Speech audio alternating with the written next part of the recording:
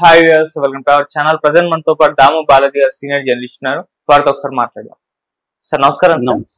Sir Hidma చనిపోయిన తర్వాత ఇప్పుడు అతని ప్లేస్ లో బర్సా దేవా నియమించారు కదా. ఇప్పుడు అతను ముందట రెండే దారులు అని చెప్తున్నారు. ఒకటి చావడమో, అంటే పోరాడి చావడమో, లేకుంటే లొంగిపోవడమో అని చెప్పేసి. ఎందుకంటే పోలీసుల టార్గెట్ లో కూడా చేరిపోయాడు. వరుసగా ఎన్కౌంటర్లు జరుగుతున్న నేపథ్యంలో ఇప్పుడు అతని ముందర రెండే ఆప్షన్స్ ఉన్నాయి. మరి బర్సా దేవా దేన్ని చూస్ చేసుకుంటాడు? అలాగే అతని కూతురు కూడా నిన్న మీడియాతో మాట్లాడినట్టుగా తెలిసింది. సో అది వైరల్ అవుతుంది దేశవ్యాప్తం కూడా.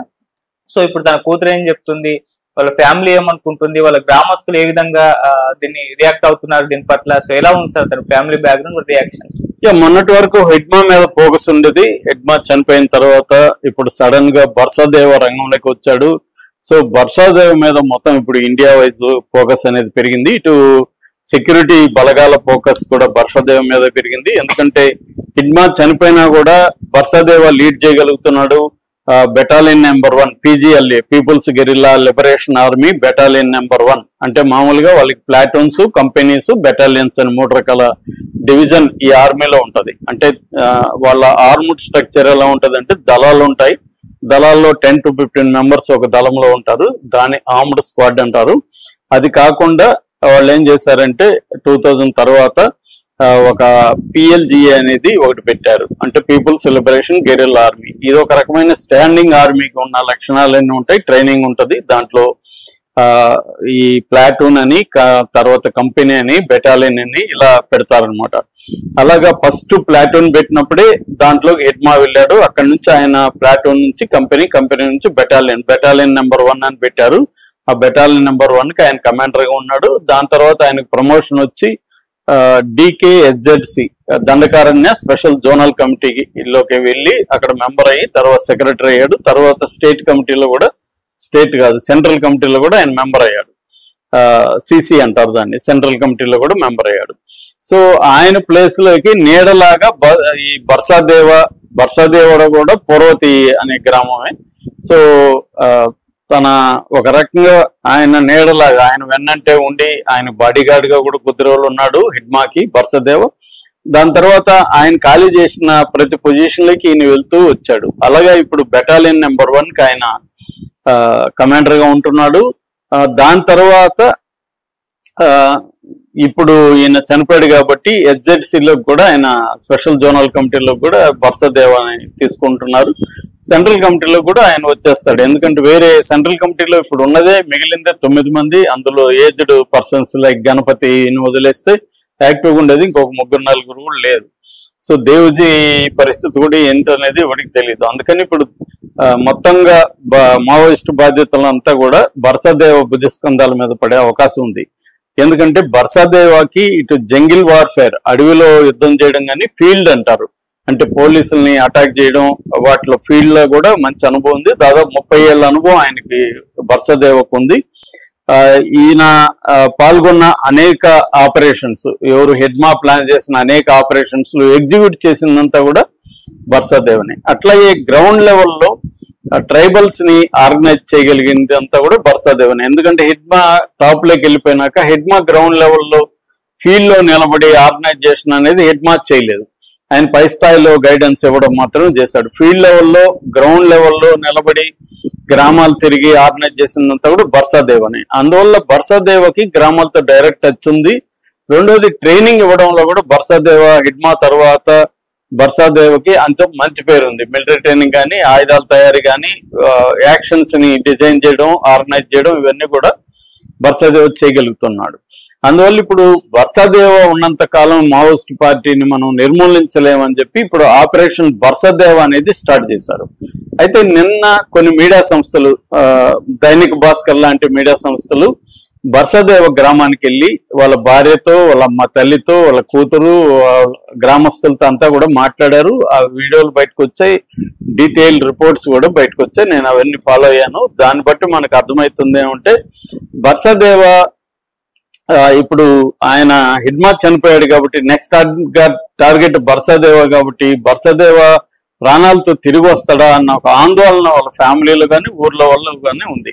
మామూలుగా అక్కడ ఎట్లా ఉంటదంటే పూర్వతి అనేది ఒక పెద్ద గ్రామం, అంటే చిన్న చిన్న గ్రామాలు ఉంటాయి, కొన్ని ఇండ్లు కలిపి దాన్ని పారా అని పిలుస్తారు. పూర్వతి చుట్టుపక్కల మొత్తం 8 పారాలు ఉన్నాయన్నమాట. వైపార అనేది బర్సాదేవ వాళ్ళ గ్రామం, వైపార అంటారు. అట్లాగే బండిపార, నర్మపార, మెసిపార, డబ్బపార, తమల్పార, పటేల్పార, మటకంపార, మొత్తం 8 పారాలు ఆ ఏరియాలో ఉన్నాయి. 8 పారాలకు కూడా మీడియా మొత్తం తిరిగింది. ఎలా ఏమనుకుంటారు అక్కడ ట్రైబల్స్ అది ఇదని. ట్రైబల్స్ ఎవరు కూడా గట్టిగా మాట్లాడే ధైర్యం చేయట్లేదు, మీడియాతో అసలు మాట్లాడట్లేదు. గుసగుసల్లోనే వాళ్ళు మాట్లాడుకుంటున్నారు. ఆ గుసగుసల్లోంచి మీడియా గ్రహించింది ఏంటంటే వాళ్ళందరిలో టెన్షన్ ఉంది. ఇప్పుడు హిడ్మా అయిపోయాడు కదా, బర్సాదేవను కూడా ఇలాగే చంపేస్తారా, బర్సాదేవ అన్న ప్రాణాలతో ఉంటే మనకు బాగున్ను, కనీసం సరెండర్ అయ్యన్నా మనతో ఉంటే మనకు బాగున్ను అన్న ఇదైతే వాళ్ళందరిలో కనబడుతుంది. ఇక ఇంట్లో వాళ్ళు వచ్చేసరికి తల్లి బర్సా సింగే, ఆమె మొన్న విజయ్ శర్మ వెళ్ళి హిడ్మా మదర్ ని కలిసినప్పుడు ఈమెను కూడా కలిశాడు. ఇద్దరిని ఒకే చోటకి పిలిపించి కలిశాడు అనమాట. సో ఇటు ఆమె పూంజా దేవి అంటారు ఆమెని, హిడ్మా వాళ్ళ తల్లి, ఆమెను ఈ సింగే ఈమెను ఇద్దరిని కలిశాడు. సో ఆమె అసలు మాట్లాడట్లేదు, తలబట్టుకొని కూర్చుంది. ఎందుకంటే హిడ్మా కూడా ఆమె కొడుకులాగే భావించేది. హిడ్మా చనిపోయాడు, ఇప్పుడు బర్సాదేవ ఏమవుతాడు అని అంటే ఎప్పుడు కూడా హిడ్మా అడుగుజాడల్లో నడిచాడు బర్సాదేవ, ఇప్పుడు హిడ్మా అడుగుజాడల్లోనే చనిపోతాడా అన్న ఒక ఆందోళన తల్లిలో ఉంది. ఆమె ఎక్కడ మీడియాతో మాట్లాడట్లేదు, కళ్ళల్లో నీళ్లు గార్చుకుంటూ అలా కూర్చొని ఉందని చెప్తున్నారు. ఇక భార్య నందే బర్సే, ఆమె మౌనంగా ఉంది, ఆమె కూడా మీడియాతో మాట్లాడట్లేదు.